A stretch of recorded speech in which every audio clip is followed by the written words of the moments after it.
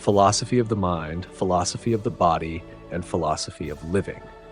Through my learning and experience in life so far, I have come to see philosophy in three categories. Philosophy for the mind seeks to understand consciousness, thought, perception, and the pursuit of knowledge.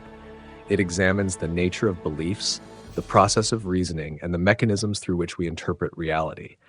Through areas like epistemology and metaphysics, philosophy for the mind questions the sources and limits of human understanding, exploring how we know what we know and challenging our concepts of truth and reality. This branch of philosophy fosters intellectual growth, critical thinking, and clarity of thought, guiding individuals towards self-awareness and the pursuit of wisdom. Philosophy for the body addresses the ethical, aesthetic, and existential implications of the physical self. It explores the relationship between the mind and body, delving into health, well-being, physical integrity, and identity issues. This branch encourages reflection on how we care for and respect our bodies, contemplating topics such as pleasure and pain, the role of physicality in identity, and the ethical dimensions of bodily autonomy. Philosophy for the body aims to cultivate a balanced understanding of the human experience as deeply intertwined with our physical existence. Philosophy for living a life encompasses the moral, ethical, and existential considerations that shape one's choices, goals, and sense of purpose. At the lowest points of my life, the philosophy of living, Stoicism, has been a savior to me. Stoicism is a philosophy that teaches the development of self-control, resilience, and rationality as a means to overcome destructive emotions. Founded in ancient Greece, it emphasizes accepting events outside one's control while focusing on one's internal responses and personal virtues. Stoicism advocates living in accordance with nature, embracing challenges as opportunities for growth, and maintaining inner peace regardless of external circumstances. By prioritizing reason over emotion, Stoicism guides individuals toward a life of tranquility, wisdom, and ethical integrity. It encourages individuals to reflect on what it means to lead a good and fulfilling life, addressing questions of meaning, happiness, and values.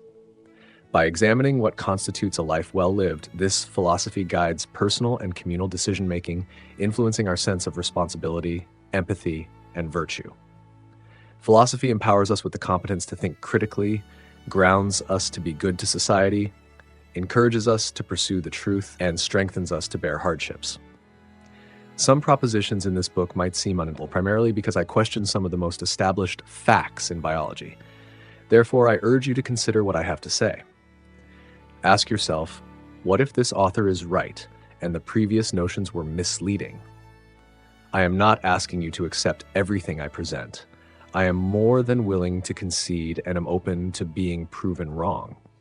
However, I ask you to grant me this consideration. What if I am right? As readers of this book, I encourage you to approach it with an open mind, ready to question and reflect, even if my propositions are rebellious. The line from the movie Avatar, "It is hard to fill a cup that is already full," echoes Zen philosophy, reminding us of the importance of clearing out preconceived notions to make room for new understanding. This mindset is essential not only for learning, but for unlearning and relearning.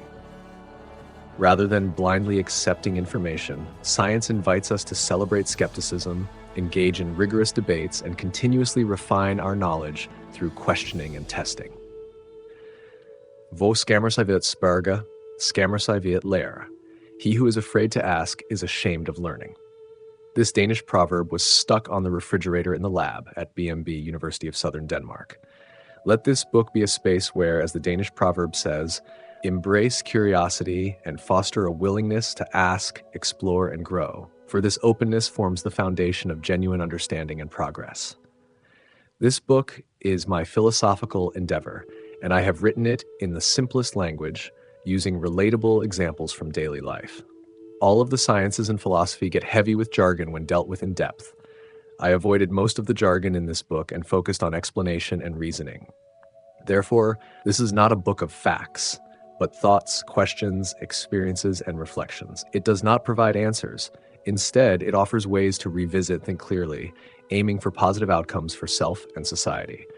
I hope this book inspires better living, peace, progress, and happiness for today's and future generations.